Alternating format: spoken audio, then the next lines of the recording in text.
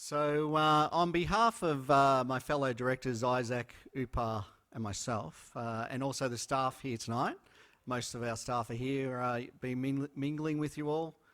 We'll welcome you to our first presentation since 2019 was the last client seminar we run, so a bit of a COVID break there.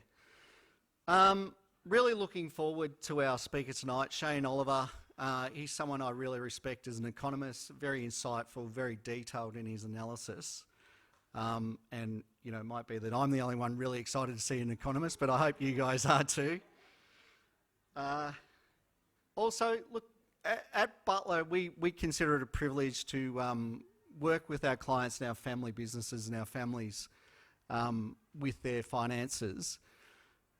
Tonight we've got been sponsored by 3 of our businesses who have donated some door prizes. We were going to run a meat raffle, but instead we've got Sinclair Meats to donate a $100 gift voucher. So that's going to be randomly presented later on. Now, most of you probably think Sinclair Meats is just that butcher shop up in Latrobe Street. It's probably surprising to know that that business employs over 100 staff. And they have retail interests not only in Ballarat, oh, hello there, but also in Mackay and Queensland as well. So their interests are a retail, wholesale meat, trucking, and a number of farming interests around Victoria too. So they really can deliver that paddock to plate experience. The second door prize we have is this, we're calling it the vegan option rather than the meat tray. A beautiful plant donated by Roost Nursery, another good client of ours. They're a wholesale and retail nursery out at Warranties. And in fact, got me out of a lot of trouble for my anniversary this year, delivered a beautiful bouquet of flowers to my wife, just in time. Sorry, Jen, don't tell Kim that. There's also a couple of wines that we'll have from Armhurst Winery, beautiful wines that we'll have as some of the prizes for the best questions that our MC will meter out later on. And your stubby holders, which contain our beautiful Lagoon Confectioners sweets, are in there. Lagoon's a beautiful family-owned business down in Williamstown, the original home of sherbet bombs. So get your teeth stuck into those and your dentist will love you, I assure you. If I can just give you a quick update on Butler, you know, since 2019 was actually the year we launched our financial planning offering. So chartered accountancy plus financial planning is evolving into what we're now titling a family office. We look after family businesses and family wealth now because of this offering that we've got. And we're about growing and protecting family businesses and family wealth. And that's what's happening with this amalgamation of the 2 services across the 2 firms. So we are now able to offer solutions for our clients over all life stages, whether they're starting out in working in business life, through that life of growing a business, making it profitable, potentially selling it, or the succession down the track. But then taking our clients through that journey of retirement. So hopefully retiring in style, but also the later stages of life now, such as aged care and those types of decisions that need to be made. So the combination of the 2 has provided a perfect suite of services for the clients that we have, and it's been driven through the demand of those clients to actually deliver those. We see ourselves as that chartered accountant, as the trusted advisor for our clients, and we really treat that with respect and really consider that a privilege to be able to do that for you. On top of that, one of the biggest areas we've been working on the consulting side over the last 12 months is that succession planning sphere, the transition of wealth from one generation to the next, the efficient transition of wealth, and also the intergenerational transfer of wealth. That's been a huge area of interest for our clients and an area where we've really stepped up to the plate and delivered some great solutions there. And most people think of that as probably a lawyer-led decision. We actually project manage that transition for our clients, and often it will take 3 lawyers to get the right solution. It might be an estate planning lawyer, a family lawyer, and also our tax and super lawyers, and obviously with our link to DBA lawyers, the specialists in tax and super, that gives us huge depth of knowledge from with our firm as well. So that's been a pretty exciting 3 years, 4 years for us. What's 24 less 19? Yeah. 23 less 19, 4 years, yeah. Look, we see the next year as an exciting year, but a very challenging year. And I think you're all probably feeling the same. There's a lot of pressure on the cost of living, interest rates, inflation out of control and those sorts of things. So having Shane will be a pretty good timing from everyone's perspective. And hopefully he gives us the heads up on where we need to go over the next 12 months so we can all get a head start on everyone else. I'm going to introduce our MC in a minute, but first a word from our sponsor. I'm going to ask Ha-Dieu from North. North is a platform owned by AMP, of which Shane is the chief economist there. Our preferred platform moving forward is North. We were transitioning to that platform over the next 12 to 24 months. We're doing that because of the innovative solutions that it's providing, the technology that it's using, and the benefits that provides not only us but also the clients in using it. So I'll hand over to Ha-Dieu for a couple of minutes.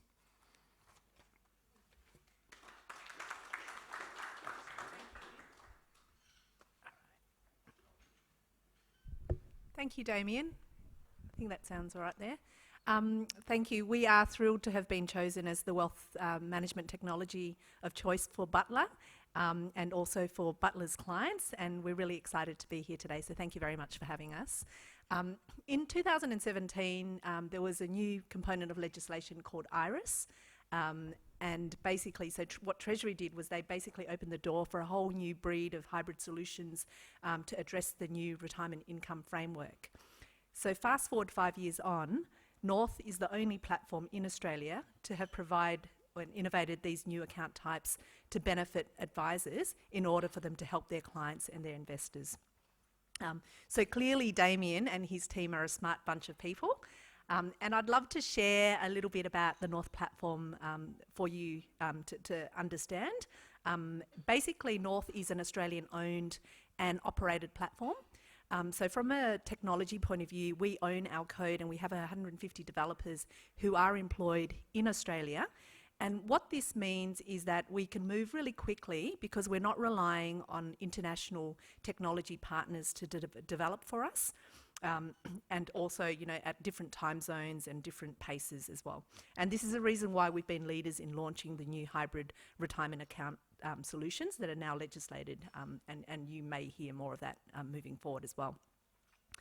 Yesterday, I was at a conference and they talked about the iceberg theory, and it was about what clients see and value, and then there's the stuff that the clients don't see.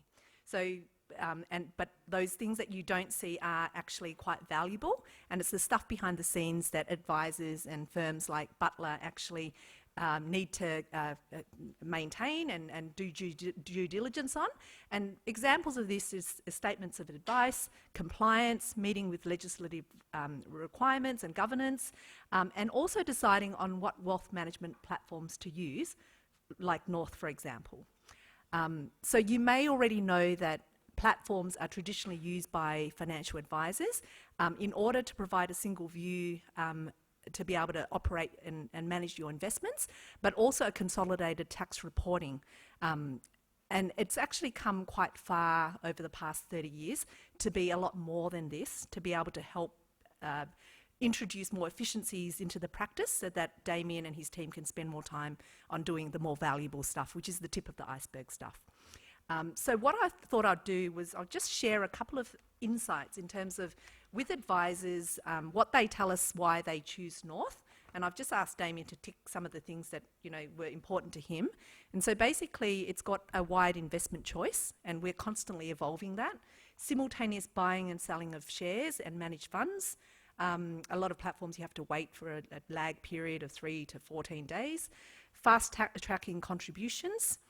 To be able to lock in the value and invest immediately, efficient switching and intuitive screens to be able to manage the switching of your investments, fast-track withdrawals, whereby clients can actually access up to 80% upfront without having to wait for sell downs, seamless transfer of pension, super to pension, so you're basically same day straight through processing, so that the investments are transferred in specie, minimising capital gains and eliminating transaction costs.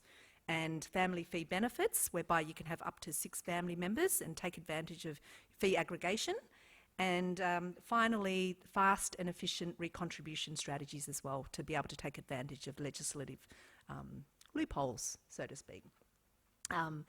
So they're just a few things that hopefully resonate with yourself in terms of some of the benefits that North can offer.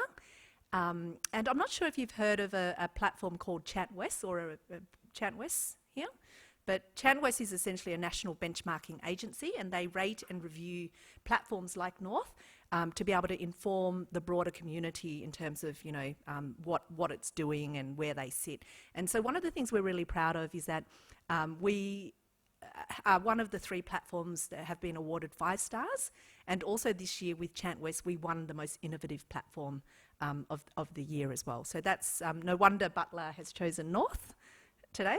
And from a personal note, I personally get a lot of satisfaction working with multidisciplinary practices like Butler and Butler Private Wealth as well, because I believe practices like Butler, they have deep experience across both tax and legal structures. And whilst it's important to grow your investments, it's also equally important to understand the tax implications and obviously how to best minimise them for investors. And I think this level of experience from my time in the industry is not consistent across the profession today. So I think, you know, it's something to be really proud of, like with being part of the Butler community.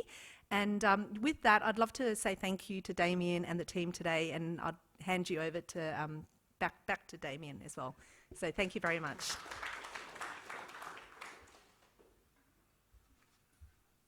Thanks, Ha-Dieu. I'm going to do this because I never get to do this. I'm going to hand you over to our MC for the night. I feel like I'm the MC, but I've actually got an MC to introduce now. Many of you will know his name, and he probably needs not much introduction to a lot of you. He's been a mentor to our firm and instrumental in the development of Butler Private and our move to financial planning. He was one of the first financial planners to go to a full fee-for-service model back in the days when it wasn't trendy, so pre-Royal Commission. In 2010, he was nominated with 1,800 financial advisors for the Australian Financial Planning Association's awards, and he won the Value of Advice Award for Australia in 2010. In retirement, he still is actively involved in investments and committees and financial decision making, and he also is on our investment committee for Butler Private. Ladies and gentlemen, I'll introduce Dennis Jones, DJ.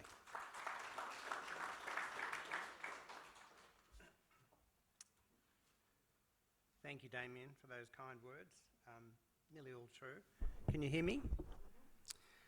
It's interesting, I've known Damien and most of the Butler team for about 20 years. It seems much longer because if you've ever spent time with Damien, you'll know what I mean. So, but what's always impressed me about Butler is the absolute passion they have for their clients' financial well-being.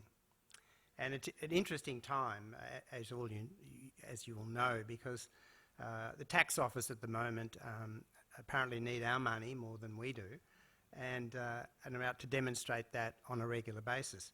And ironically, I have a family, a connection, which surprised me. I didn't realise this woman actually worked for the tax office, but she's very senior in the area of high net worth compliance. She's actually a director of that department of the tax office, and it's really interesting to hear from her what they're doing.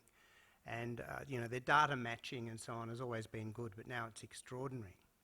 And obviously the direction that things are taken with the $3 million ceiling on super, what that means in terms of assets perhaps moving out of super, you know, the capital gains tax consequences of restructuring, that type of thing. It's never been more important to have really good advice, in my view. And I think what Butler have, I mean, Damien might occasionally be embarrassing, you know, puts his foot in it. I mean, everyone knows that. But and normally he's a terrible dresser, but this evening he's looking very sharp. He must have been dressed by his wife. But seriously, I think the commitment Butler have for bringing together tax, deep tax knowledge, both Australian and global. Isaac's a smart one. Is that fair? Where's Isaac? And he was telling me before he's got the looks as well. Anyway, the whole team, I think, are very capable and across a broad spectrum of capability. It's interesting, financial advisors, I think, are much better marketers than accountants. And I think for many years, financial advisors have had their nose in front in this space. But for most people, I think, that are looking for quality, deep advice that's integrated and in their best interest, I don't think you can go past a firm like Butler that have very, very competent, skilled people in the whole spectrum of advice. Now, I don't want to embarrass my partner Sandy, and because she's here, she says, no, don't embarrass me. But I will talk about her, if I may, briefly. We've been together for 8 years, and the reason I mention Sandy is that, well, firstly, you know, she had to put up with me for that period, but just sadly last year her mum died, and she was in her 90s, so pretty good innings, but nonetheless, what that brought about was family succession. She has 3 siblings, total of 4, and there's people all over the world. It's a very interesting case study. In fact, if you're the Financial Planning Association and you saw their succession issues as a case study, you'd say, no, that's far too unrealistic. That'll never fly. People will never believe you can have all of that in one case study.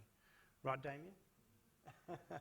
So suffice to say that, as Damien was mentioning before, this issue of family succession, intergenerational wealth transfer, where people have, you know, self-managed superannuation funds, potentially trusts, private companies, listed assets, unlisted assets, it can become very complex, you know, stating the obvious. So what Butler have done with regard to Sandy's family, I think, is just excellent. Out of 10, I'd give them probably a 6, you know, but I'm a very hard marker. No, I'd probably say 9 out of 10. And the other area I think that they've been very good at is taking the time. Is Jack here? Jack's not here? Queensland. Oh.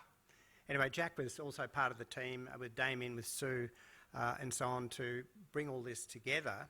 And one of the things I've really been impressed about is the time they've taken to educate what are the benefits of a corporate trustee, a corporate beneficiary with a testamentary trust, those sorts of deep, really issues that people don't want to know about until suddenly it's relevant for you and your family, and it can mean the difference between paying that much tax or, you know, that much tax legitimately.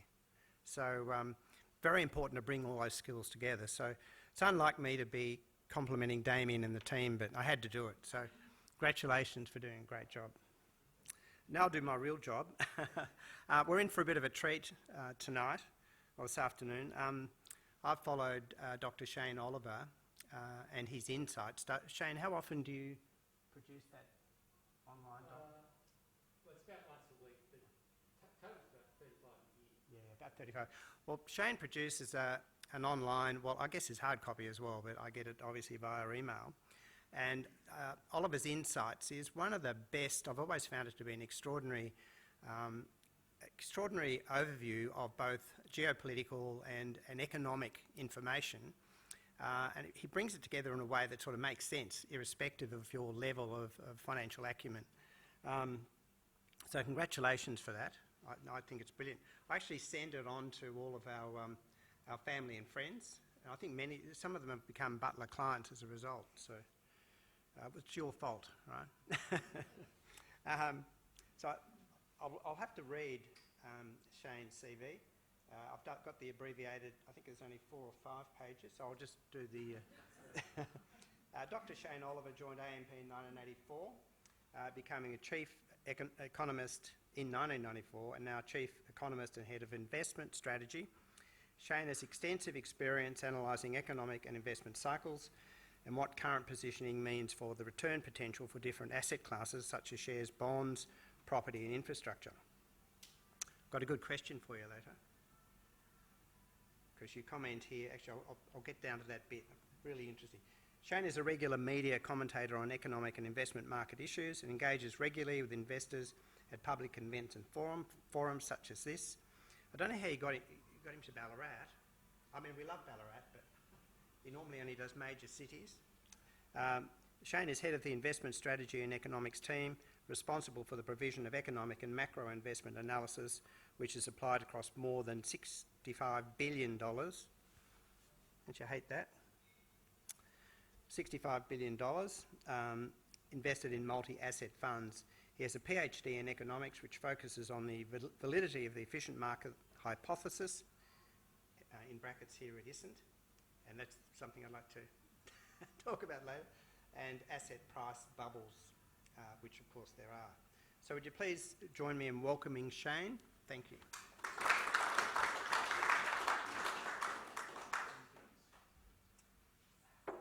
Okay, thanks for that kind introduction, Dennis, and thanks for having me, Damien. And I do actually get to cities beyond the major cities, and I was just thinking about the last time I was in Ballarat, which I think was 2018, and time got compressed through the pandemic. You could sort of, seems like yesterday that I was last here, but of course the intervening years got compressed because I spent so much time at home, or locked out of Victoria, whichever way you want to look at it. Yes, I did start my career almost 40 years ago at AMP. It's a company that I've been proud to work for. It has a fantastic noble purpose, which is on the side of the building there in AMP and across various buildings around Australia. Amicus certis in re incerta, which means a sure friend in uncertain times. So that always motivated me. So the events, you can understand, of 2018, the Royal Commission, and also 2020, if you followed AMP closely, have been quite shocking and depressing for me, because it's a company that I've loved, and I always thought it had its heart in the right place, but obviously some things went off the rails in recent times. But as you can see, I'm still there, and fortunately the people who sent it off the rails are no longer there, and hopefully AMP gets back to where it once was as a revered Australian company. Anyway, but I'm really happy to be here today. I like getting out and seeing ordinary people, as opposed to getting stuck in big cities. Back to that one again, Dennis. But so here I am. How did I get here? It was quite easy, actually. I got on a plane. The plane I was on got cancelled, but I was put on an earlier plane, believe it or not. So no delay there, and nice little drive out here. And Victoria put on perfect weather, even though the news out of Victoria was kind of shocking yesterday. I reckon it must have been one of the only places in the world that's ever cancelled holding a Commonwealth Games or an Olympics. I remember back in 2000, Sydney had a successful Olympic Games, which I think made money for some reason. And there was debate about whether Greece would be able to pull it off in 2004. And maybe they wouldn't, maybe they would cancel, but they got it together and they did it. So all credit to them. So I don't know what went on down here in Victoria. In any case, you can debate that ad nauseum. I better get going. I've been told there's some cameras there and I've got to stay here. If I move, then I'll jump out of the camera range, so I'll stick here. And then if you want to watch this later to see all the details and pick up where I made mistakes, you can watch the video. Anyway, that's the disclaimer. It says a whole bunch of stuff. You might wonder what National Mutual have got to do with it, but they're in there. Basically says that what I'm giving you is general information. I'm not a financial planner. And if you want specific advice to your situation, then go and see Damien or somebody, not me. Out of interest, I also have a financial planner. Life was getting kind of complicated when I got into my 40s, which was a little way back now. And I thought, well, I don't know all this stuff about tax, trusts. I didn't even have a will. I had 2 kids. And so I got myself a financial planner, and I've still got one. And that's been a good decision. So one of my favourite top 9 sayings in terms of successful investing is to seek advice. I get advice when my plumbing is off and there's something wrong with the house and there's an issue with the car. I think it's the same with financial planning. So I'll come back to the disclaimer in a moment because I've got an interesting observation on that at the end. Now, lots of things have happened recently. We had the bushfires. I got a horrible reminder that they might be coming back again with El Nino potentially returning. I live in a part of Sydney which looks across at national parks. Saturday a week ago, guess what? There was a bushfire over there. And if you think about the last 3 years, we've had lots of rain down the east coast, caused lots of issues with flooding, initially in New South Wales, Queensland and then Victoria. And part of that rain causes a lot of growth. And now we're getting drier conditions. Anyway, someone was having a barbecue and before they know it, a spark had jumped into the bush and it was right up the hill. And this is in the middle of winter, mid-July. And they had helicopters out there. Eventually it sort of ran down the other side of the hill and managed to put itself out the next day. But we had the COVID situation, we had floods, then we had the reopening, and of course with that has come inflation, high interest rates, we've had the invasion of Ukraine, geopolitical tensions, and earlier this year we had issues with banks in the US, worries we're going to go down the path of bank failures and all those sorts of things we saw through the GFC. So that's caused a lot of uncertainty for investors. Interestingly, the last financial year turned out okay. But I might just put some perspective on inflation. A lot of people these days say, well, why are we so worried about a little bit of inflation? And for someone who grew up in the 1960s and then the 70s, and I was in my 20s in the 80s, I could tell you, well, you don't really want to go down that path. Because through the 1960s in the US, inflation took off. They were printing money to finance the Vietnam War. A whole bunch of other things happened. You know, Johnson era with the Great Society, the massive expansion of welfare happened in Australia in the 1970s. Those sorts of things contributed to inflation. And we had a situation where inflation would be 7%, workers would demand a 7% wage rise, companies would see their costs go up, and then, well, the prices went up by 7% again, and we got locked into this spiral of very high inflation. So the left-hand side chart there, now just bear in mind, a lot of these charts you just put up for props to remind me of what to say. Oftentimes you can't see them quickly because I flash them up so quickly. These days I've slowed down a bit. I used to show up at presentations like this with 40 slides. I think I've only got about 24 today. So that's a bit better. But anyway, if you can't see the details, it doesn't really matter that much. You can take it on authority from me that the blue line shows the rate of inflation in the US. At one point in 1974, it peaked at 17%. 17%.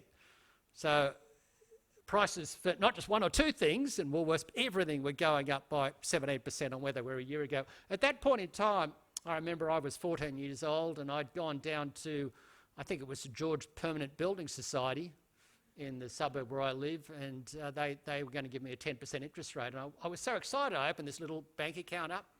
I went home to my dad and said, gee whiz, they're giving me 10% per annum. That means for the $10 I put in there, I'll have $11 by the end of the year. And he says, well, that's great, son. Just bear in mind that $11 you will have won't buy so much. You'll actually go backwards because the inflation rate was 17%. Prices would, your $10, you really needed $117 at the end of the year to stay ahead. Anyway, problem is that inflation stayed right through the 70s, even the early 80s, and of course unemployment drifted up through that period as well. So we had not only high inflation, we had high interest rates and we had high unemployment. And of course that was brought to an end, or started to come to an end, with the Accord under the Hawke-Keating Labor government of the early 80s, and it was squeezed out globally by very tight monetary policy, higher interest rates, and that nexus between wages and prices was broken. Now, of course, people getting the higher interest rates thought this is better, even though they were still going backwards. But it's interesting to note that as investors, not only did unemployment go up, but as investors, you got poor returns. When I look at the last 120 years, and I've broken that up by decade, and I've shown there the returns for global equities in red. So this is the per annum return for global equities. I've shown the return for Australian equities in green, global bonds in blue, and Australian bonds in that orangey yellow colour.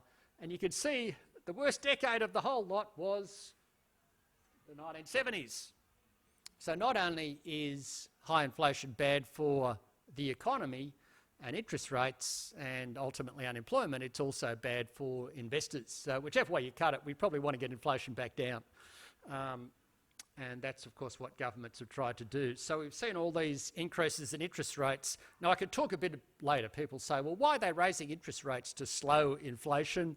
It's partly because as they raise interest rates, everyone who has a mortgage has less spending money. Businesses that might have been going to expand or people who were going to invest find the cost of doing that has gone up, so there's less investment. The value of the Aussie dollar is higher than it otherwise would have been. And also, as interest rates go up, sometimes your wealth goes down and you spend less.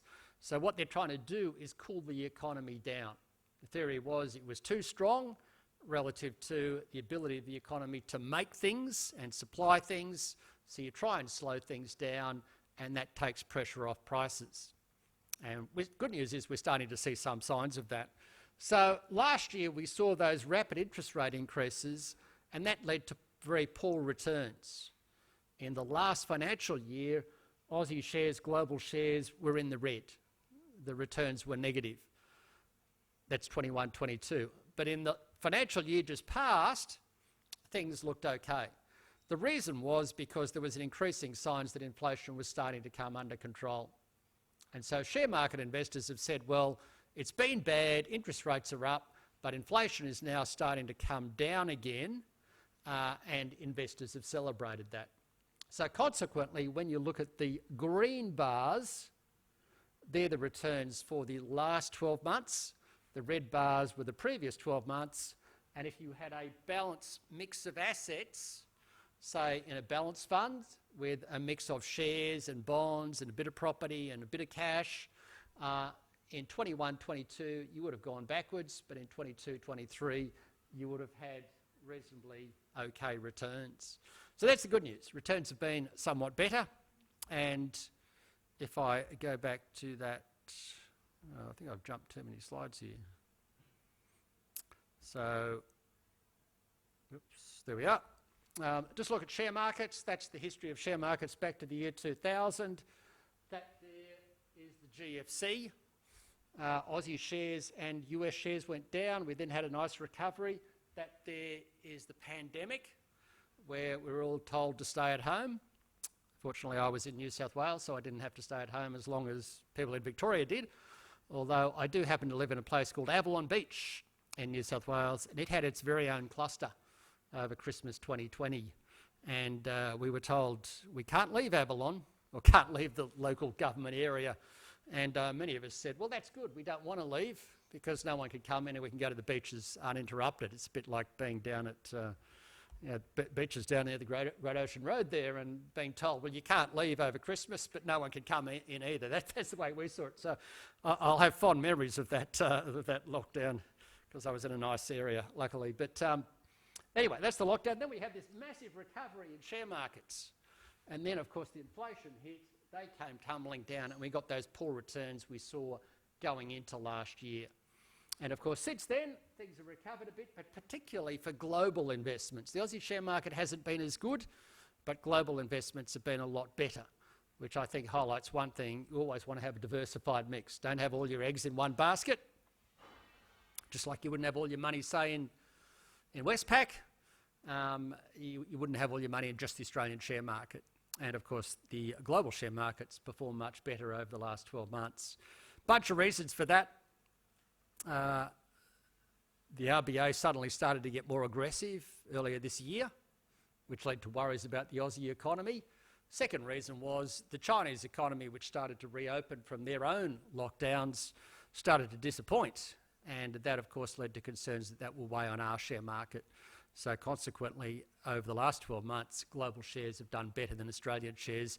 Flip it round the other way, in the US share market has been benefiting from this thing called artificial intelligence, which is all the buzz these days. I remember a few years ago, everyone was really interested in Bitcoin and cryptocurrency. Anyone remember that one? I'm sure you all do. And whenever I said anything negative on Twitter about Bitcoin or crypto, I was pilloried because I was seen as a non-believer, dinosaur in the dark ages and so on. Trouble with crypto and Bitcoin was that I couldn't quite see what the use for it was. Would I be ever using Bitcoin to buy something at the bar over there? Well, very unlikely. I don't think they're going to accept Bitcoin. If they did, it would probably, in many cases, it takes you about 10 minutes to do the transaction.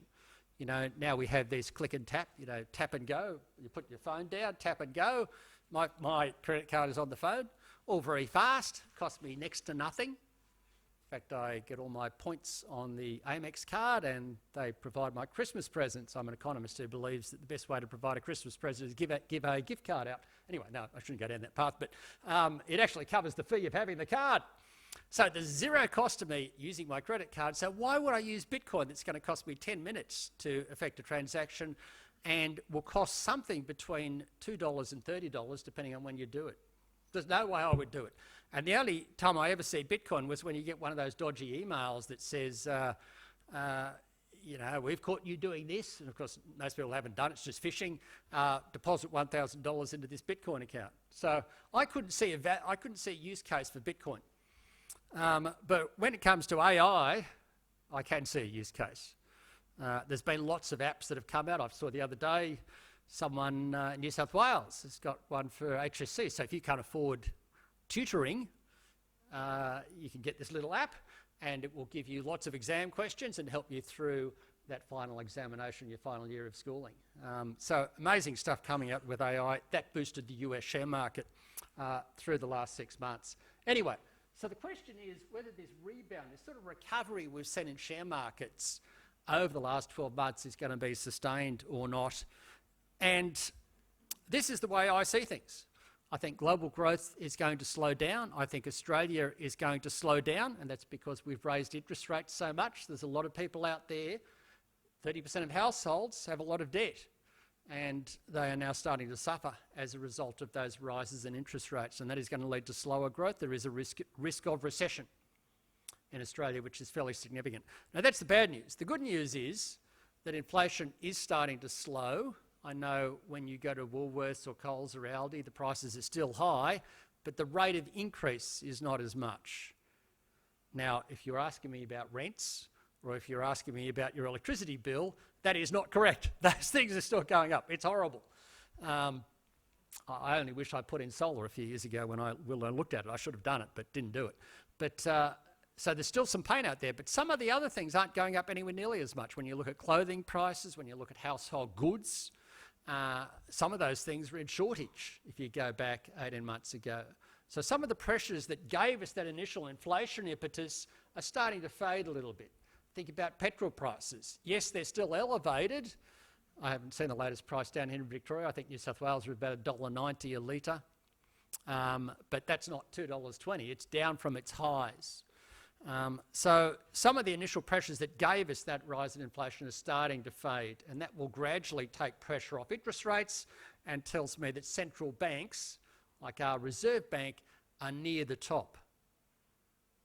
I know they've gone a lot further than I would have ever thought they would go in terms of how high interest rates would go, and I think they've probably gone a little bit too far, but with inflationary pressures starting to ease, I'm getting more confident that we are near the top.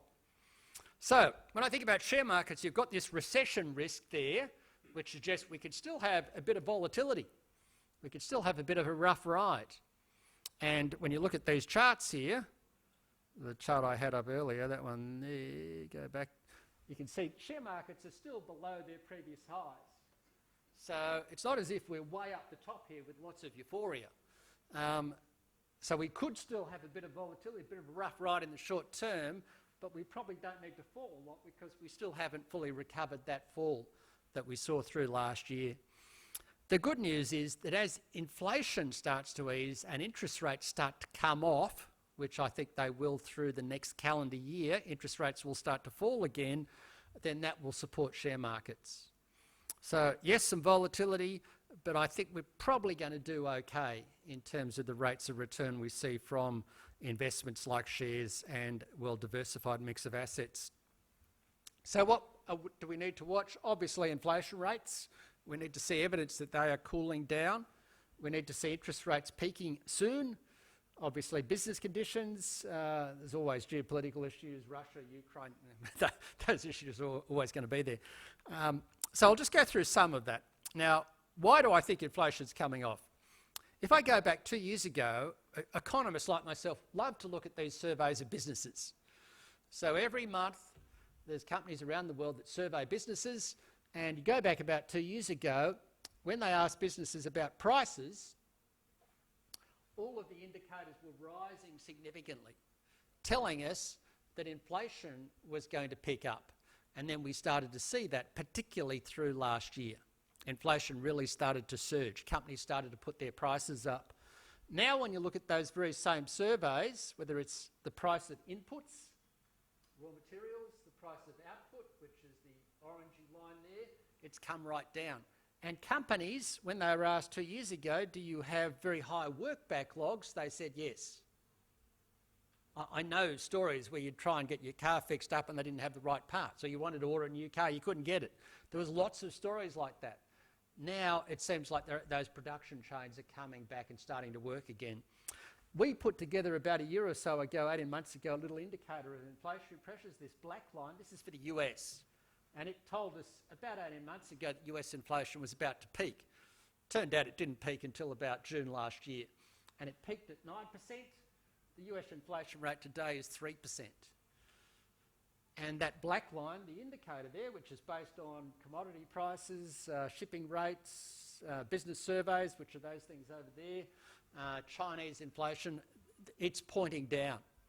So it looks to us like the inflationary pressures are continuing to fade. So that's the US. If I do the same thing for Australia, you get a similar picture. When you look at the surveys of Australian companies, price pressures, purchase costs, labour costs, price of final products is the red line, they're still high compared to where they were before the pandemic.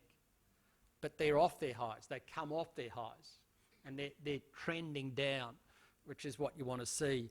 So it looks as if, as supply chains have started to improve, you're getting more goods coming into the market. As workers have gone back to work around the world, China has reopened, those inflationary pressures are gradually starting to come down. And we also have an indicator for Australian inflation, and it's the blue line in this chart here, and it's also fallen, suggesting that our inflation rate, which is on the most recent reading on a quarterly basis was 7%, or on a monthly basis was 5.6%, according to a new Bureau of Statistics indicator, 5.6%. It's telling us that the trend in inflation is down. So there are some positive signs there. I know this stuff, when you talk about inflation, is a bit hard to get your mind around because it's all a bit, it's not like unemployment. You can't see it as easily. But inflation does cause a lot of pain, but the evidence is that it's gradually coming under control. Now, another aspect to that is the unemployment rate. If you go back 6 months ago, unemployment rates were very, very low, so we had very tight labour markets. And if you still ask Australian businesses, you know, what is one of the major constraints on your business, they say, we can't get workers. We can't get workers. That's now gradually starting to ease. If you look at the combination of the unemployment rate and the underemployment rate, so unemployment is when you don't have a job, underemployment is when you have a job but you want to work more hours. The combination of those things got to very, very low levels recently. They're starting to head higher, suggesting that jobs markets are starting to get less tight. So workers should be becoming more available. I noticed this is a worldwide thing. About 3 weeks ago now, well, my wife was learning German. I'm going to sound like a typical Australian baby boomer, but anyway, my wife was learning German, and 4 years ago, we wanted to go to Europe. She wanted to go to Germany for a holiday. We didn't go because my son was completing his final year. This was 2019. We thought we'll go in 2020. Well, we had the pandemic, couldn't leave. 2021 wasn't much better. 2022, you know, transport going on holidays was a bit of a disaster. You go on a holiday, you lose your bag. Not very nice. So we booked it in for this year. So we went on the holiday along with lots of other Australians. It seemed like lots of people are off in Europe at present. And one of the things I didn't like about it was, actually it was quite nice. Germany was really nice, except it was too hot. You go to those countries and it's 30 degrees, it's absolutely horrible because they have these they don't have air conditioning often, and they have rooms with little pokey windows. So you get 3 days in a row of hot weather. It's all accumulated in the room and you can't get it out, even though it cools down at night time. But apart from that, really nice trip. But one of the things we noticed, we went on this tour, and the tour guide said, you know, the funny thing is these days things aren't happening as smoothly. We can't get the workers to do things. There's various hotels that have actually closed down. Some of the restaurants aren't open like they used to be. So those things are an issue, not just here in Australia, but also in Europe and, of course, the US. The good news, if you call it this, is that things are gradually starting to slow down a little bit and labour markets are gradually returning to normal. In other words, companies should be able to start getting workers again, even though that has been an issue, including in Europe. So that means, I think, interest rates are probably near the top. Now this chart here shows the level of official interest rates. So in Australia, the Reserve Bank sets the cash rate every Tuesday. You probably know this now because they'll inundate you if you turn the media on that Tuesday. The first Tuesday of every month, the RBA has a meeting. Next year it's going to be every 6 weeks, so it's going to be a bit different, but at the moment it's still the first Tuesday of every month. They have this meeting, and if you go back 18 months ago, the cash rate in Australia was 0.1%. And you can get a loan at the bank for 2 or 3 years for something around 2%. If you go back 2 years ago, you can get a mortgage for 3%. That's all ancient history now because the cash rate, which is the black line, has gone from 0.1 all the way up to 4.1%. And it's been a similar story in other countries, except the US have gone from close to 0 to 5.5 almost. In the UK, 5.5. 5.5 in the UK. In New Zealand, 5.5, and in Canada, it's 5. So we haven't raised our rates as much as those other countries that have. China hasn't moved at all, so they've actually been cutting interest rates because their economy has been quite soft. And Japan hasn't moved yet. Now, out here I've shown some projections that the money markets are assuming, and they're basically saying there's potentially a bit more upside, but then rates will start to come down. We're probably a little bit more optimistic than that. We think, yes, we're either at or close to the top on interest rates, and through next year, the Reserve Bank of Australia will cut rates by 1 percentage point. So that's 4 rate cuts through next year, probably starting in February. Now, there's a bit of a difference between Australia and these other countries, and that is because in Australia, or if you're in America, say, your mortgage is probably set for 30 years. And if you borrowed a few years ago at 3%, that rate will still be 3%. Because it's a 30-year fixed rate. It only changes if you sell your house and buy another house. Then you'll pay the new mortgage rate, which is probably about 6%. Very different in Australia. In Australia, the bulk of loans are variable rate, so they move up and down with the RBA. Recently, some people did lock in at fixed rates, but only for 2 or 3 years. So if you locked in at 2%, you're probably now coming off that and you'll find yourself paying about 6%. So we're a lot more vulnerable to changes in interest rates than Americans are. The other thing is that the ratio of household debt to income in Australia is double what it is in the US. So you've got to give a rise in interest rates. Australians are much more affected by that because they've got much more household debt than Americans have. In fact, if you look at the ratio of household interest payments as a share of income, at the low point that was down around 3%. We're now, on measured figures, already around 6%, and once all the rises in interest rates so far are passed through to customers and people transition from those very low fixed rates, that'll be up around 8 or 9%.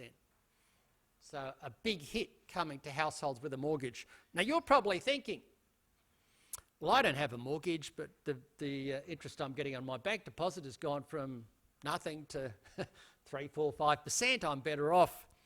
And my mother is in the same situation as that. But if you look about it this way, the people with the mortgage are usually aged somewhere between 25 and 45.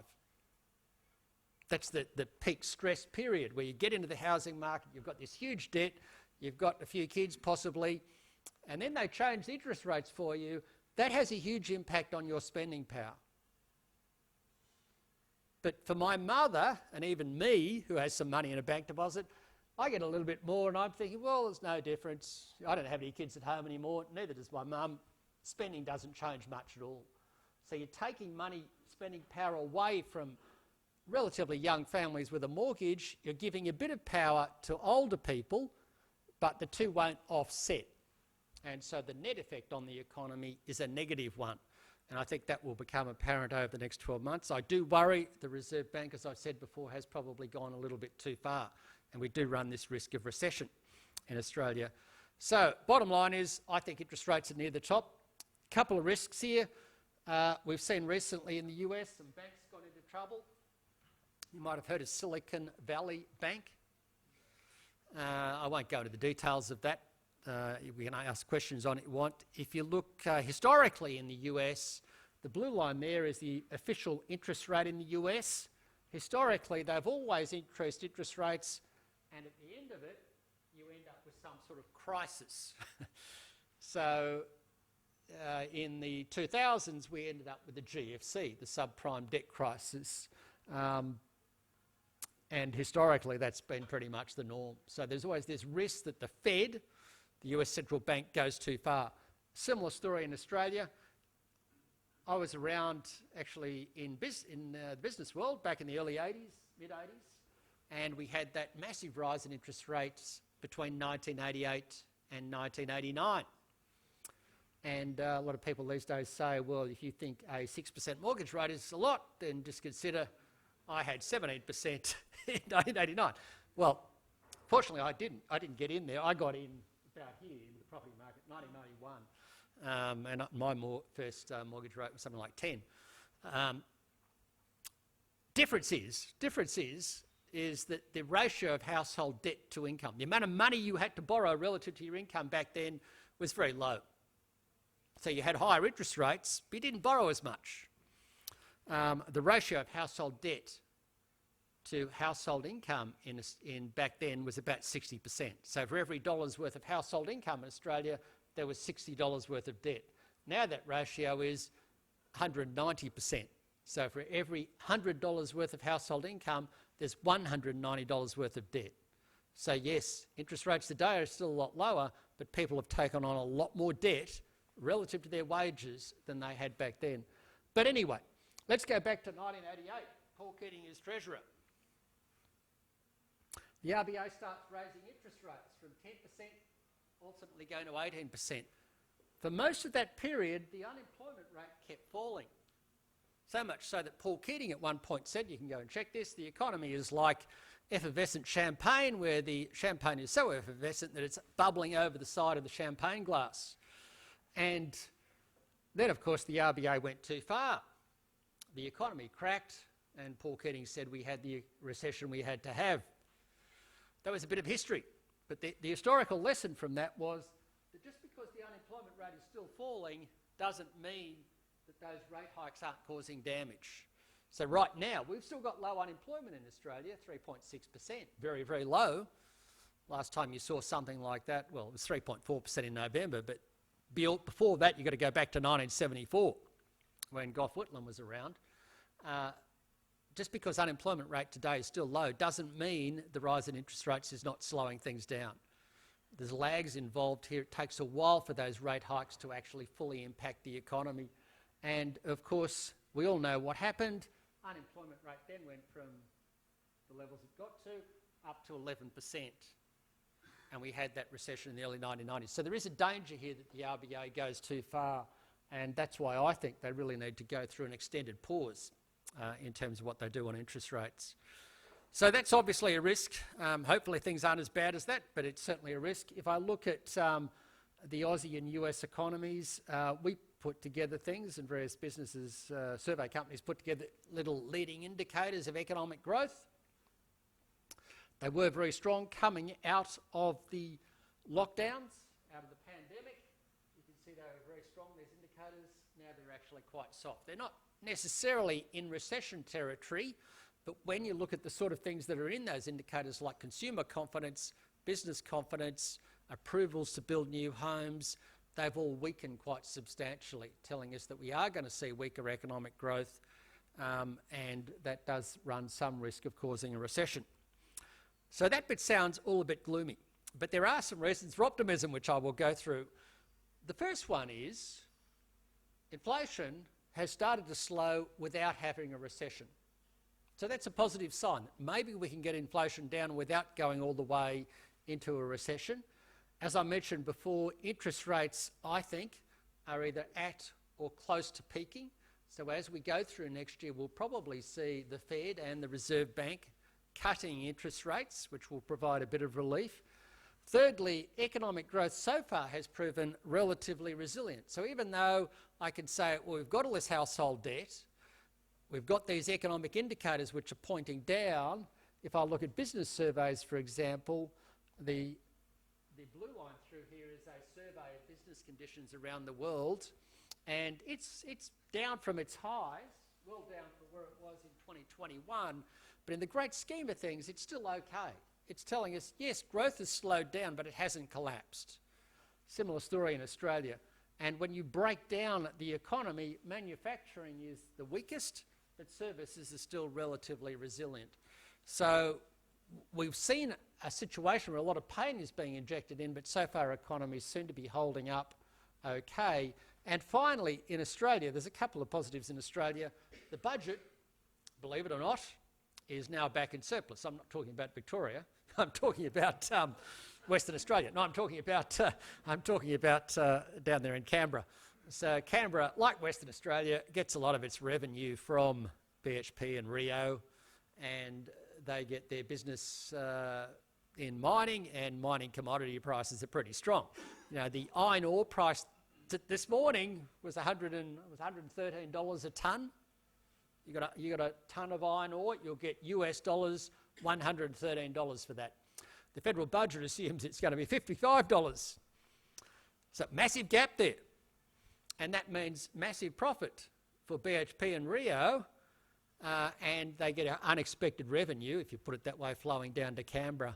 So that's been helping them, and that's why they've managed to get a budget surplus this last financial year. It's not because they've done brilliant economic decisions and what have you. It's because they happen to be in the right place at the right time. If Morrison would hear, they'd also be running a surplus. So you just got to allow for that. But anyway, it provides a bit of, there's a bit of flexibility there in Australia. We have a budget surplus. You go to the US, you go to Europe, you go to Japan, all have massive budget deficits and public debt levels, which are way, way above where Australia is. So we've got a bit of flexibility there. And our export earnings, partly related to that, remain very high. So those things give me a bit of room for optimism. The battery on this laptop is about to run out, it just told me. Fortunately, I'm near the end, but that's funny. It's... Sorry. Might have just checked the power's turned on. Is that plugged in, Ray? Yeah, it's plugged in. Is that where the power's coming from? I'll keep going in case the power runs out. Now, when you look at shares, this is really important. When you think about Australian shares, every so often the share market falls out of bed. People are focused on the war in Ukraine, what that might mean, or potential risk of recession. But then investors say, well, if I put my money in the share market, I could still get 6%, almost 6% grossed up dividend yield. Now, I'm talking about the underlying dividend yield, which is about 4.5%, plus franking credits. Whereas if I put my money in a bank term deposit, it's still somewhat less than that. And so money starts coming back into the share market again. So that is still a factor supporting our share market. You can still get good income flow out of the share market over and above what you can get by having your money in bank deposits. I read a good quote a few years ago that said that no one got rich by having their money in bank deposits, and I can attest to that. I no longer have my St George bank account. I do have one with it was actually an AMP Society Staff Association. It's funny in the old days, you'd join these businesses like AMP, I don't know where you guys started, but they'd always get you to sign up to the Staff Credit Union and the Staff Association. The credit union got morphed into G&C Mutual Bank, which I still have my money with, and merged with another credit union, in other words, and the AMP Staff Officers Association is now the FSU. So I'm a unionist. I'm a supporter of the FSU. Well, my money still goes off the FSU, but which is kind of interesting the way things turn out. So I've kept my union membership going. I don't know how I got onto that, but I did realise over the years I'm not going to get rich having my money in the AMP Credit Union or the G&C Mutual Bank, although I think G&C does a good job. So, got to have your money in growth assets. Just finally, Australian property. This one gets everyone excited, including me occasionally. The big surprise in the last few months is the property market has suddenly taken off again. So you may recall that interest rates have gone up a lot, as I mentioned, and the theory was that that would cause a lot of people to default, and there'd be a rise in listings in the auctions and what have you, and then property prices would come down. As it's turned out, property prices did fall. So this is the monthly rate of growth in property prices for the 8 capital city average, Sydney in blue and Melbourne in green. And you can see there, they all came zooming up, coming out of the pandemic. Melbourne, Victoria was a bit of a laggard, and then they got hit. Melbourne prices fell about 10%. Similar story for regional Victoria, although it didn't come down as much. And interestingly, around about February this year, it all started to take off again, even though interest rates have gone up 4 more times since then. The main explanation is that there's been a massive return of immigration. Like if you go back to the federal budget a year ago, the assumption was that for this year we would have about 230,000 net migration to Australia. It's going to turn out to be in excess of 400,000. That's a lot of people. You roughly need about every 2.5 people need 1 house in Australia at present. So that's a massive shortfall. So we've seen this situation here. The likely population growth this year and next year will be at record levels. And we've gone, therefore, from a potential oversupply of property through the pandemic when we were still building homes but had no one coming into the country, to now back to a massive shortfall. And you can see that in rental vacancy rates around Australia, which are down around 1%, and surging rents, not just in the capital cities, but also in regional Australia. So that's what's pushed up prices, and people have heard this story. 400,000 immigrants, I better get back in, otherwise I will miss out. FOMO, fear of missing out. And so suddenly people who were sitting on the sidelines, listening to Shane Oliver saying property prices will still come down, you've got a better time to buy, they suddenly think, Shane Oliver's an idiot, I better get in now. And so they start getting back into the market. January, February, March, prices go up. That's what's been happening. Question is, that's that rebound through there, including in Victoria. The question is whether that is sustainable or not, because another way to look at the property market is the capacity to pay. So the bottom right chart shows house prices back to 1984, which is when I started my career, to now. They've gone up a lot, more than I would have ever thought. And I've shown it against a blue line called the capacity to pay. So that's what a person with a 20% deposit, all saved up, on average full-time earnings, can afford to pay for a property, assuming they get money from a bank, and they make their mortgage payments at the rate of 28% of their income through the course of the year. So it's a fairly standard analysis through time, and you can see that it roughly underpinned the rise in property prices. As interest rates came down, even though property prices went higher, people were able to pay that because of the lower interest rates. They could borrow more and therefore pay more. Recently, the blue line has fallen about 30%. The capacity to pay, the amount you can borrow from a bank, has collapsed. And that would suggest that at some point this rebound in property prices may start to reverse again. So I must admit the property market, to me, is pretty hard to read at present because you've got these conflicting forces. Lack of supply, surge in immigration, but declining capacity to pay. going forward. So I'd be a little bit cautious about getting into property at present, given those uncertainties. I know there's issues in the rental market, it's very tight, but there's also a risk that if we do slow the economy down, that a lot of people are going to say, well, I can no longer afford to pay these rents. I'm not going to live in an apartment on my own. I'm going to go back doing what I was doing in 2019 and share with some others, or I'll stay at home with my parents a bit longer. It takes pressure off the rental market. So property market, a bit hard to read at present. I think we may have seen the lows earlier this year, but the risk of a further leg down is quite high given the interest rate considerations. So I might just jump over that one there. Just Aussie dollar, if you're going on a holiday overseas, the good news is that commodity prices, I think, are heading higher. And that's because over the last, since about 2014, the world has been underinvesting in the new supply of metals, and there's massive demand for metals to electrify cars.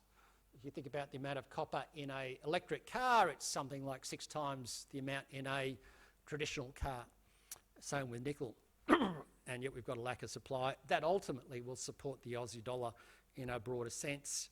So just to summarise that outlook, we do have a risk of recession. The good news is that we're probably going to see lower inflation and lower interest rates, which I think should minimise any downside in share markets, such that on a 12-month view, market outlook is reasonable. I might just bring things back to a much higher level before I wrap up. We've got plenty of time. I think we have.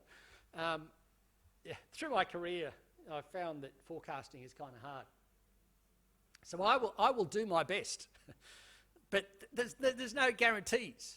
You know, you can't base your whole investment strategy, or even 50% of it, I reckon, on forecasts. You really need a longer term strategy. And that longer term strategy has to make the most of what I call compound interest, which Einstein once said is the 8th wonder of the world. If you understand compound interest, you will earn it. If you don't, then you will pay it. And people with massive amounts of debt pay it. You get those credit card notices at the end of every month. You know, mine still comes in the post for some reason. Other people get it in the mail. And it says, if you don't pay by this date, then the amount will go up by this amount. And over a 10-year period, it looks horrendous. That's compound interest going the wrong way for you. And what I've done here is I've looked at the returns on Aussie shares, bonds and cash back to 1900. The average return on Aussie shares since 1900 has been 11.6% per annum. On cash, it's 4.6%. And on bonds, government bonds, 5.7%. So if you had your money and put $1 in cash in 1900 and you reinvested any interest you get on the way, today it would be worth $249, roughly speaking. If you put it in government bonds, it would be worth nearly $900. If you put it in shares, $787,000. So that's compounding. Now, at some point you're saying, well, yeah, but there's these huge falls in the Aussie share market, like in 1974, when it fell 59% because the Brady Bunch was cancelled. Yeah, that's a joke. So the Brady Bunch was cancelled in 1974. It used to be my favourite TV show. I would watch it every day on NBN Channel 3, which is a Newcastle TV channel, and they canned it. And I turned off to the Partridge Family, and I kind of like the Partridge Family. Laurie was kind of nice, and Mrs. Partridge is actually... anyway, I talk about them. Unfortunately, I heard the other day that David Cassidy passed away. So kind of sad event. But anyway, Marsha was my favourite, and I wouldn't read too much into that because don't forget at the time I was 14 and she was probably about 14. But just going to cover that one off. But it was canned in 1974. And that kind of depressed me, so I sold all my shares. No, I didn't. Some people did. We had some horrible events in 74, huge setback. That's the Great Depression, 87 crash. You know, 3 years into my career, I'm sitting there happily, going to work at AMP, and then I suddenly realised my super has collapsed because they've got a big chunk of it in shares. And thank goodness I did not have choice. Because a lot of people, when you've got choice, the downside of choice in super is that you see the value come down and you think, if you don't have advice, you think, oh, maybe I should get out. What are they doing? Are they stupid or something? And thank goodness I did not get out, because you can see what the share market did after that. It recovered and off it went. And my super would be worth far less if I did take the money out back then and put it into a safe option. So the trick is to make the most of compound interest. The other thing you will say is, I don't have 120 years. Of course you don't, but you can look at that over any 20, 40-year period. Like the average person works 40 years. Look at it over any 40-year period. You're far better off in growth assets than these defensive assets. So it's very important to have growth assets in your portfolio. Unfortunately, these days we're bombarded with social media. So this cartoon, I remember seeing it soon after I started my career in the 1980s.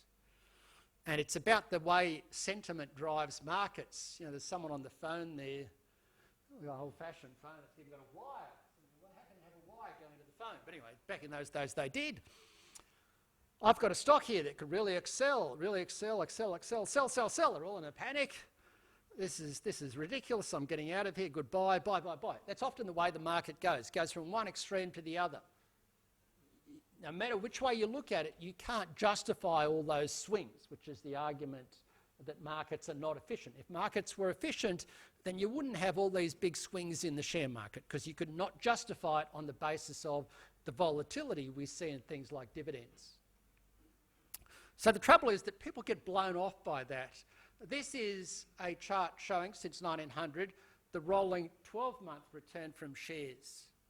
So just on a 12-month basis, forget day to day, 12-month basis, it is all over the place. Whereas if you look at it on a longer term basis, the rolling 20-year return, it's a lot more stable. So it's very, very important, I think, to focus on the longer term, stick to a long-term investment strategy, and in some ways don't look at it as much. If you turn on the nightly news on the ABC and watch Alan Kohler there, it's 50-50 as to whether he will tell you the share market went up or down on a particular day. So if you're watching this every night, it's your thing. You watch the nightly news, Alan Kohler's your favourite, and he's a nice guy, Alan. I have quite a bit to do with Alan, but and he's just reporting what the market has done. It's 50-50 on a given day. If you take it out 1 month, 1 year, 10 years, the probability of getting good news goes up dramatically. So it's often better to try and turn down the noise, focus on a longer term strategy. And bottom line from all of this is that timing markets is often harder than you think. When you look back through history and you see that huge fall in the share market in 1974, you think it was obvious what was going to happen when they cancelled the Brady Bunch. No, when all those things horrible happened. It was obvious. Well, it wasn't as obvious at the time. It's always obvious in hindsight. So I think it's very, very important to turn down the noise, keep things in perspective. My mother sent me these charts. It's funny with old people, they often don't have the filter that I have. I'm very sensitive about all these social issues. So she sends me all these things that could get me in trouble if I forward them anywhere. The AMP network would say, gee, well, that stuff's offensive. But anyway, Mum doesn't see it that way. But this one was quite clean. And I'm looking at that and thinking, that looks terrible. How could those people be doing that? And then I go to the final slide and it turns out that's how they're doing it.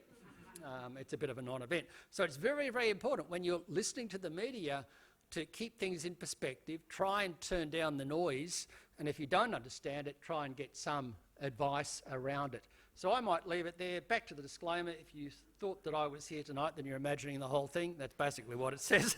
But I'm happy to take any questions.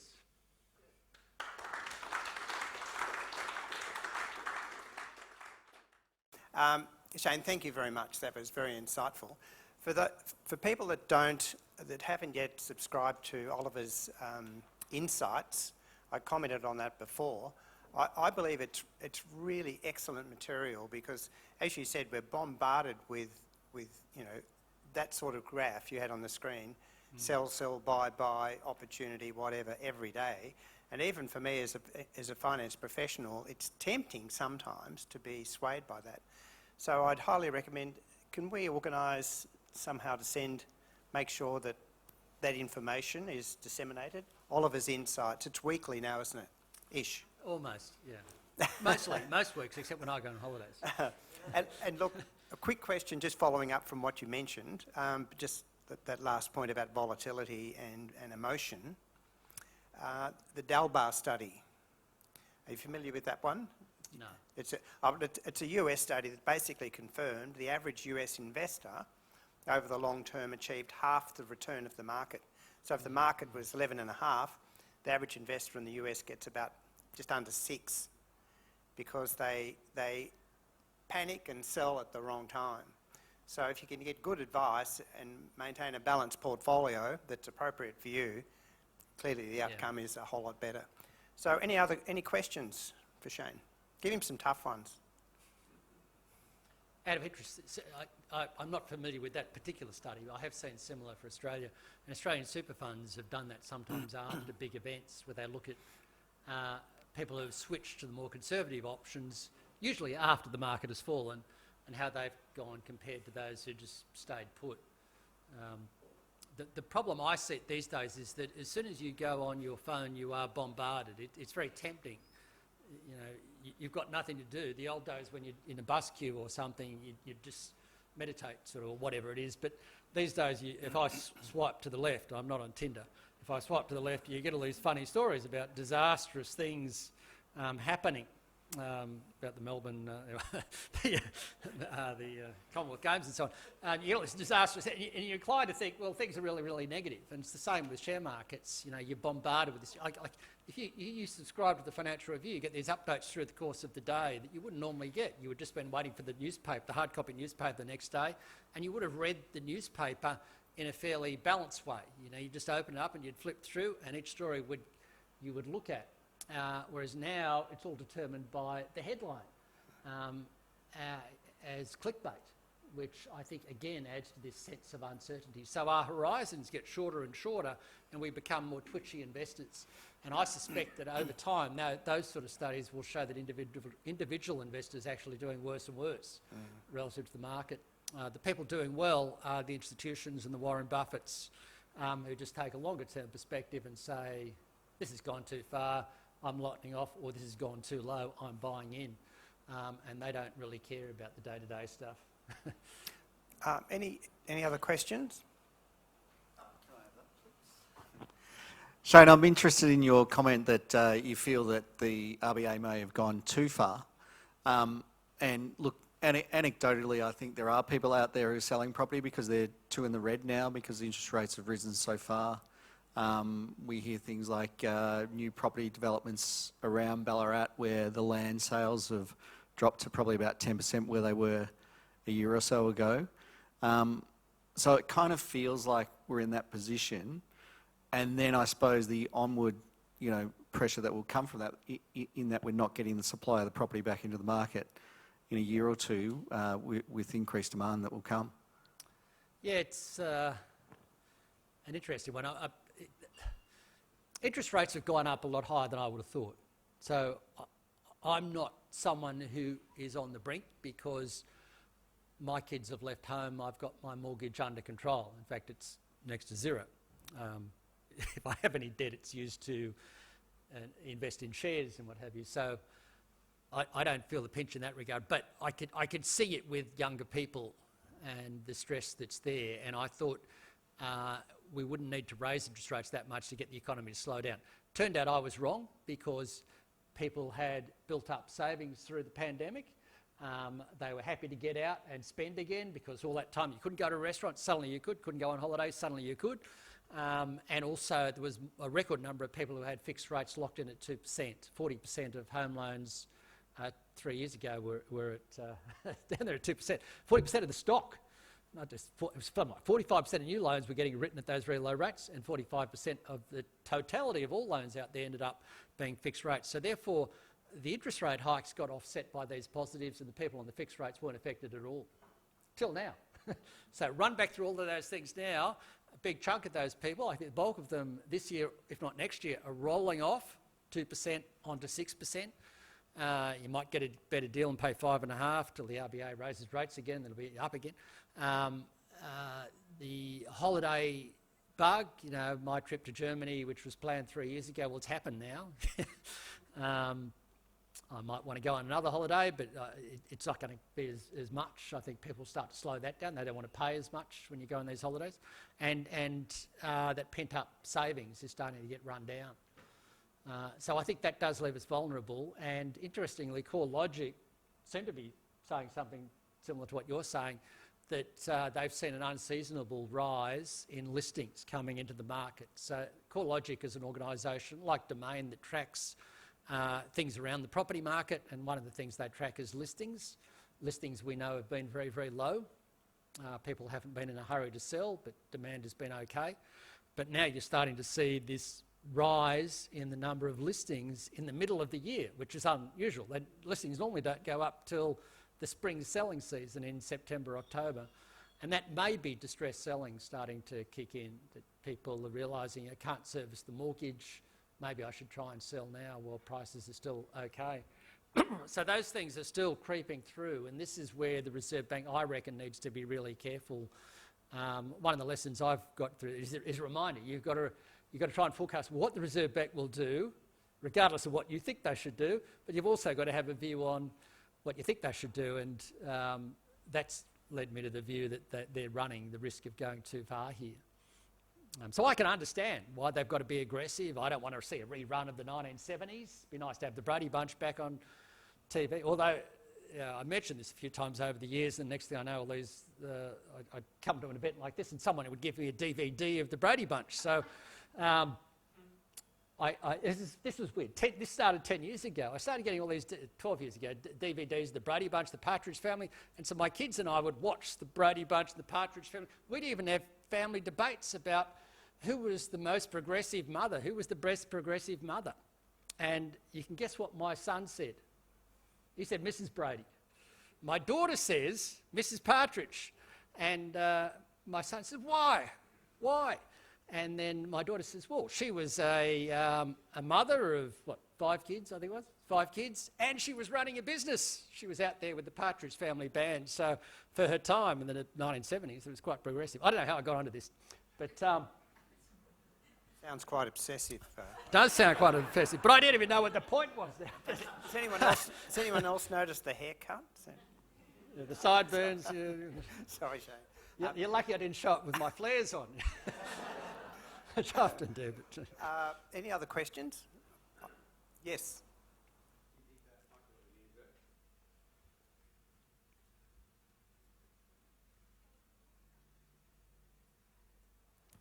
Thank you. Shane, thanks for coming down from Sydney. Big effort to come to Ballarat. I'll turn the sun on for you. My question relates to the $1 investment slide starting in 1900. No property mentioned in that fella. So shares, bonds and cash, but I'm not sure whether you've deliberately left out property or not, but for the average Australian, and maybe not in this room, but for the average Australian, their family home is their main asset, which is property. Yeah, that's entirely for presentational purposes because I don't have the property data back to 1900. But I do have another chart of this, which I often use, and it starts in 1926, for which I do have property data back to. And the interesting thing is it gives you roughly the same return as shares. So the moral of the story is that if you want to grow your wealth, you've got to have property shares, preferably both. And they will give you the same story relative to these defensive asset classes. Property, of course, doesn't have these dips. Like it wasn't affected by the Brady Bunch or the 87 crash, except maybe with a lag. Probably took off after the 87 crash. So it's more stable in that sense, less volatile. But of course, it does have the other cost. You can usually only afford one property, the family home, so you're less diversified than you are with shares. So I think there's pros and cons of both. I'm a great believer in the Australian dream of having property, and it's been a huge contributor to my level of wealth. But then I also concluded, by the about the time I got a financial planner, that I've got to diversify beyond property, so the rest was in shares. So I think you've really got to have both.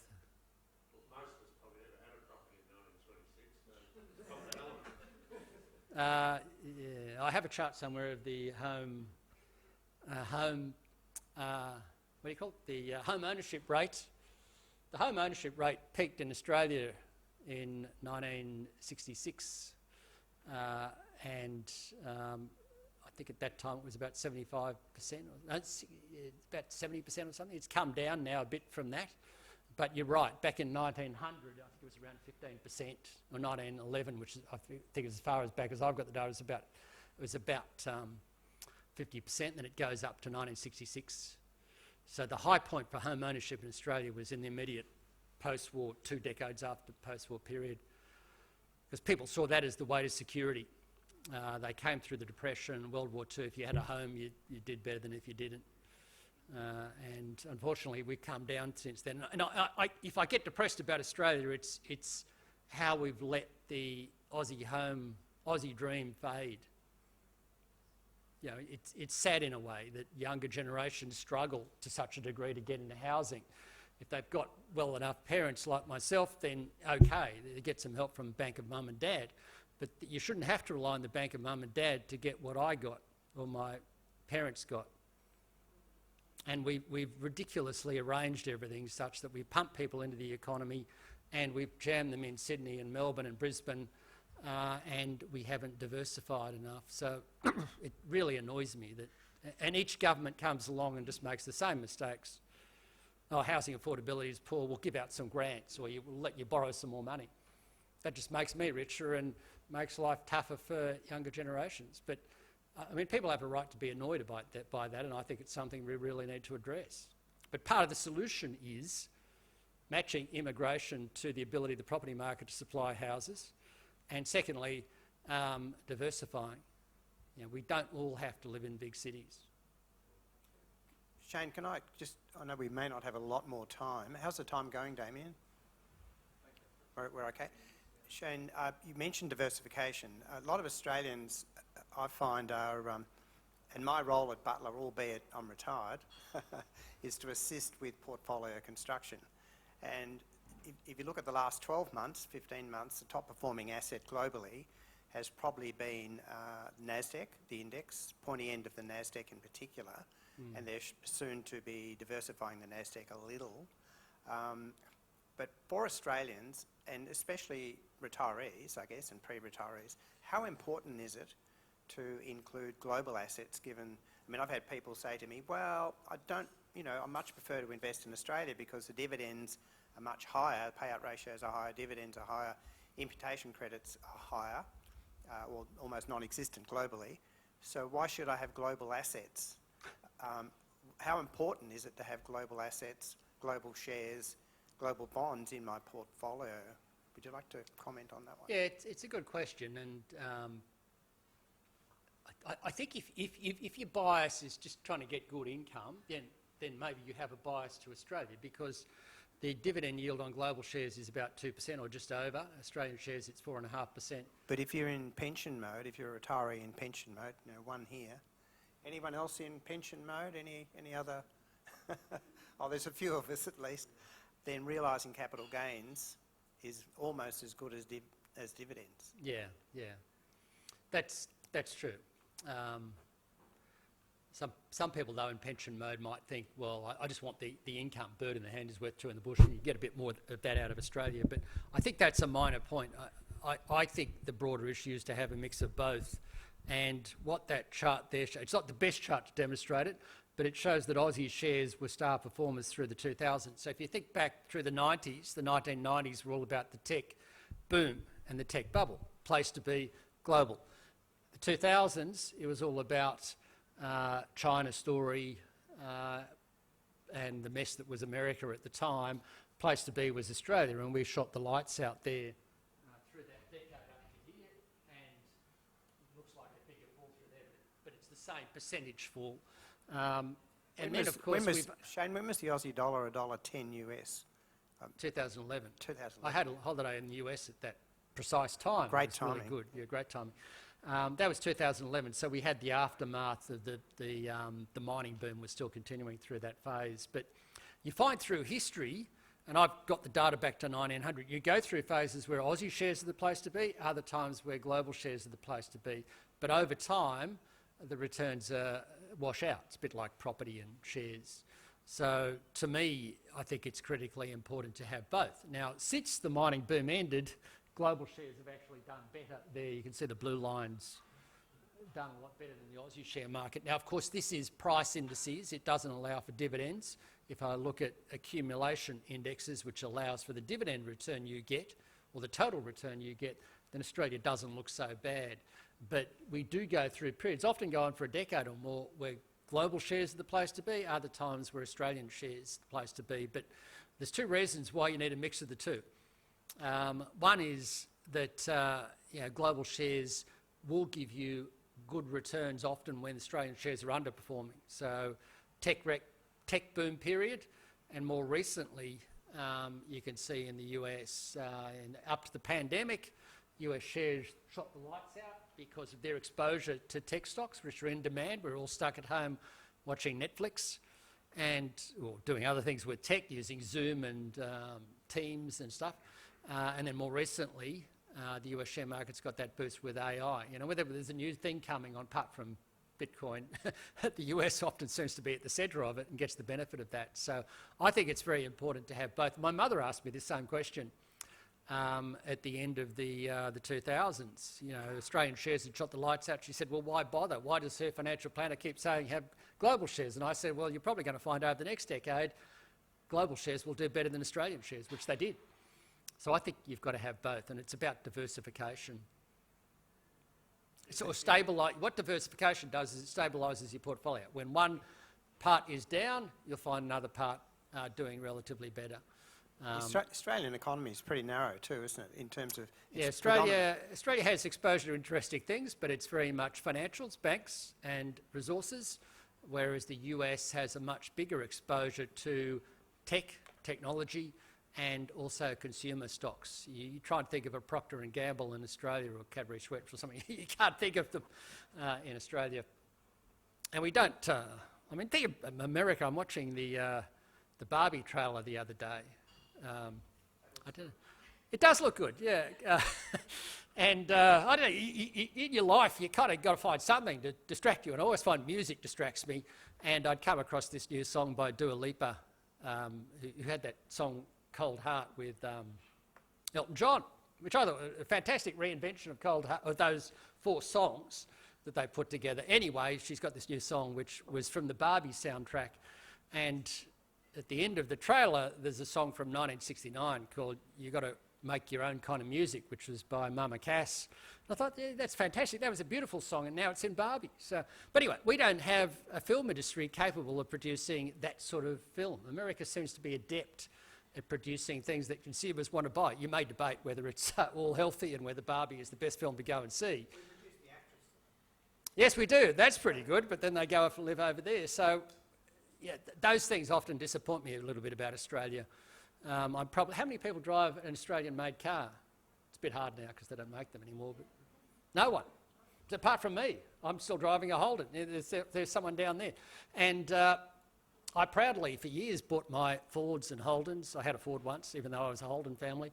And suddenly, not enough Australians bought Holden. That's the end of them. So that's the way life goes. But America is adept at producing consumer goods in a way that consumers want them, even though you might say some of it's not healthy. But that diversification is something that I think you really need to consider. Shane, thank you again for today.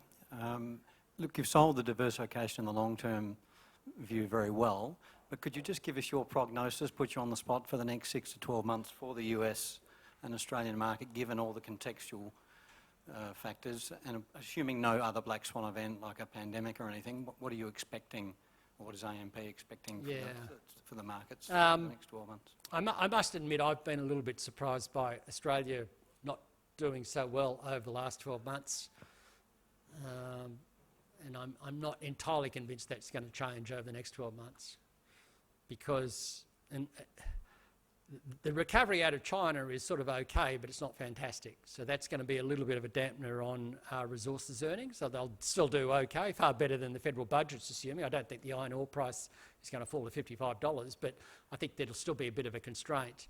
And I think the risk of a slowdown in our economy is perhaps greater than the US, simply because of the higher household debt levels here and the vulnerability to higher interest rates. So I suspect that global shares will probably continue to outperform Australian shares for the next 12 months. Now, at some point that will reverse, and odds are I probably won't be here to tell you when that does, but that's why you're probably better off having a mix of the two. But if you're asking for my view, I'd probably go global.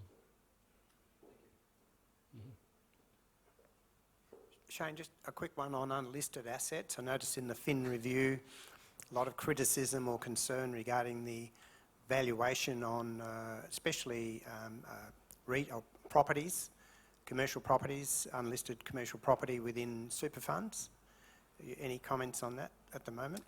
Well, that's a bit of a problem. There's three problems. So when we think about commercial property, we think of office, we think of retail, and we think of industrial. If I go through the basic problem for all of them is that interest rates have been trending down for the last 30 odd years or so. So when interest rates went down, people said, well, where can I go to get more income flow, good yields? We go to commercial property. So the super funds had increasingly allocated money to unlisted property. Now that's going in reverse to some degree. The bond yields were not, 10-year bond yield is no longer 0.5%, it's 4%. That is a bit of a dampener for the valuation of commercial property and affects all three of them. The next factor is space demand. Retail has been affected by that for a while now because more and more people do their shopping at home.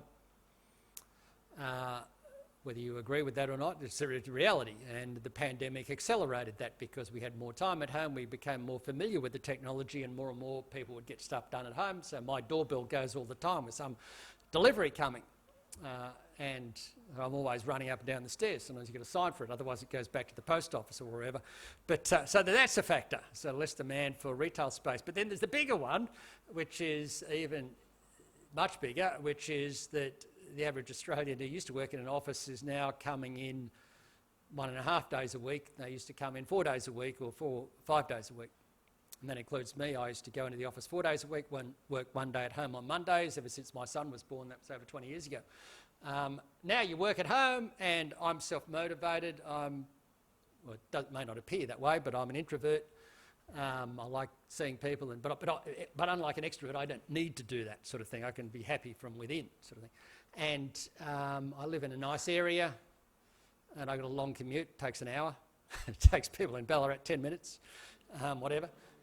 So there's a bunch of people who've seen the benefits of working from home, and they don't want to go back to the office. But there's a bunch of other people, the extroverts, the people who live close to the city, the younger people trying to get their career going. They want to be in the office. So I reckon there's going to be some compromise. So it's probably going to be 2.5 days a week in the office and 2.5 days at home, which is not the same as 4.5 days in the office. So the big companies say, well, we had all this space. We no longer need all that space. We're not going to keep all this space around if no one's coming in. Tough luck if you all want to come in Wednesdays. Some will have to come in on Monday and Friday. But we're going to give it up. And guess what? When they give it up, it often takes a while because they have a 5-year lease. So they might have started to realise this in 2022. It takes a while for it to flow through, but it is starting to flow through now. If your lease was undertaken in 2019, it's now coming up. You're going to find a lot of property on the market. Vacancy rates will go up, rents will go down, and that's bad news for property valuations, office property valuations. And the third factor is if you have an economic slowdown, that means less demand for industrial, retail, office space generally. But you'd probably say retail and office are the most affected by that. Industrial, out of the way, is doing quite well because of the logistics demand flowing from online purchasing. So you've got all these businesses that are delivering stuff to the homes, and they need warehouses and what have you, so that's where that's coming from. But it means that commercial property valuations could be 20% too high or something of that magnitude, and that's why there's a debate about some funds that have very high unlisted asset exposure or property exposure, commercial property, particularly office property, whether those funds are properly adjusting their valuations. We know in America that some funds have fallen by 30% or so in value. And when you say super fund, it doesn't mean the whole super fund is in office property, it means they're going to have a portion of it in there. And some of them have greater portions than others, and they are a little bit vulnerable in this environment. Now, in a longer term context, you'll look through it. It will be adjusted for, and you shouldn't get too alarmed. But just bear in mind, there is a bit of an issue there for some funds that have very high unlisted asset exposures. Thank you very much, Shane. Just bear in mind, you think I work at AMP and we own shopping centres. Well, we don't anymore. They're all purchased by Dexus and others, so Well played. we don't have that business. Any last questions? Yep. Yes.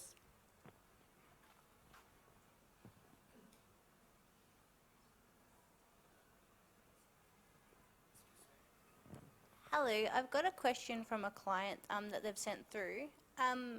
So Daniel asks, according to Forbes, the New York Fed's recession probability model estimates there is a 70.8% chance of a US recession within the next 12 months, near the highest probability in more than 40 years. With the S&P 500 on track for its best year since 2019, do you feel an investment in the S&P 500 is a sound strategy at this stage, or would an investment in cheaper markets like Japan's stock market with a lower PE ratio in comparison make more sense, following the example of Warren Buffett and Berkshire Hathaway? Yep, that's a good question. The New York Fed has a model, and it's based on, I think, this is going to get really technical. The New York Fed has a model, and it's based on the yield curve. So the yield curve is the gap between the 10-year bond yields and the Fed funds rate, if you like. So the gap between long-term borrowing rates and short-term borrowing rates. And because the Fed, their central bank, has been raising interest rates, short-term interest rates have gone up. And long-term rates have gone up a bit as well, but not as much. So you've now got a situation where the short-term interest rates, which were below the long-term interest rates, are above the long-term interest rates. And that's what you call yield curve inversion. And I've probably lost half of everybody here, but that's called yield curve inversion, where long-term rates are now below short-term interest rates. And historically, that has preceded a US recession. Not always, but often it has, and that's why that model is saying 78% risk of recession. The thing is that those models have been predicting that for a while now, and the US economy seems to keep going. So I sort of think it's a risk, and it's a significant risk, but it's probably not as high as 78%, because the Fed itself, when you ask Jerome Powell, who's the head of the Fed in the US, even he's not expecting a recession. So it's a sort of a model, it's a guide to the risks, and you've got to be a little bit careful here. And that's why I was saying we could have a more volatile year. But sometimes those models don't work so well, and so far the US economy has held up a lot better than expected. So it's certainly a risk. Now, that other issue about valuations, I would agree that if you look at the PE on the US share market, it's currently around 19 or 20 times. So the PE is the ratio of current share prices across all US shares relative to the earnings on all of those shares, and the ratio is currently about 19 or 20 times. And obviously the higher it is, the more expensive the market is. If you go to Australia, it's actually about 14 or 15 times. If you go to Europe, similar. Japan, similar. So other markets are somewhat cheaper than the US. So you can make an argument, as per Warren Buffett, that there is better value than in the US. The thing that keeps the US going is this NASDAQ, the tech story, growth story, that America seems adept at always coming up with something which someone wants, that everyone wants. And AI is the latest buzz. Everyone's updating to AI. It may sound like a lot of jargon, but if any of you ever use ChatGPT, which I think there's a free version on the internet, you can go in there and ask it a problem, and it will say, write 200 words on why the Australian Reserve Bank has been raising interest rates. It will come up with a pretty sensible response to that.